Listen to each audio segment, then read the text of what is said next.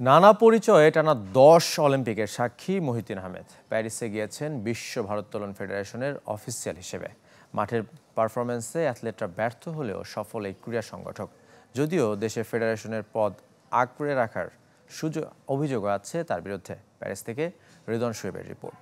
বিজলি cables যে কোনো স্থাপনার বৈদ্যুতিক সংযোগকে রাখে নিরাপদ। বিজলি কেবলস, নিরাপদ আজীবন। 1970 পাকিস্তান অলিম্পিকে ভারোত্তোলনে জিতেছিলেন ব্রোঞ্জ। স্বাধীনতাত্তর বাংলাদেশে রেকর্ড গড়ে হয়েছেন জাতীয় চ্যাম্পিয়ন। এক দশকের অ্যাথলেট ক্যারিয়ার, তবে কোচ সংগঠক হিসেবে কাটিয়ে দিয়েছেন প্রায় অর্ধ শতাব্দী। দায়িত্ব সামলেছেন জাতীয় ক্রীড়া পরিষদ ক্রীড়া শিক্ষা প্রতিষ্ঠানের। তিনি অবসরপ্রাপ্ত উইং কমান্ডার মহিউদ্দিন আহমেদ। 30 বছরের বেশি সময় ফেডারেশনের সাধারণ সম্পাদকের দায়িত্ব পালন করে এখন সহ সভাপতির ভূমিকায়। তবে প্যারিস অলিম্পিকে বাংলাদেশ কন্টিনজেন্টের প্রতিনিধি হিসেবে নয়, এসেছেন বিশ্ব ভারোত্তোলন ফেডারেশনের অফিসিয়াল হিসেবে। এই অর্জন করতে কিন্তু অনেক কাট করে সময় দিতে হয়েছে, এক্সপিরিয়েন্স দিতে হয়েছে, লেখাপড়া করতে হয়েছে। হ্যাঁ, আমাদের খেলোয়াড় বানানোর যে প্রোগ্রাম সেগুলো করতে হয়েছে, বিভিন্ন ট্রেনিংয়ে পার্টিসিপেট করতে হয়েছে আমাদের।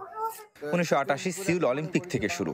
এরপর প্রতিটা আসরে উপস্থিতি ছিল মহিউদ্দিন আহমেদের। 2010 ইউথ অলিম্পিকের শেফ দ্য মিশনও ছিলেন। মোট 11টা অলিম্পিক ওইটা ধরলে আমি রিপ্রেজেন্ট করেছি। যা বলছি, কোনো সময় টেকনিক্যাল অফিসার হিসেবে, কোনো সময় ম্যানেজার হিসেবে, কোনো সময় টেকনিক্যাল ইকুইপমেন্টস টেকনিক্যাল অফিসিয়াল হিসেবে। অলিম্পিকে অ্যাথলেটদের সাফল্য যেখানে সুদূর পড়া হতো, সেখানে দেশের সম্মান ভিন্নভাবে বাড়াচ্ছেন তিনি।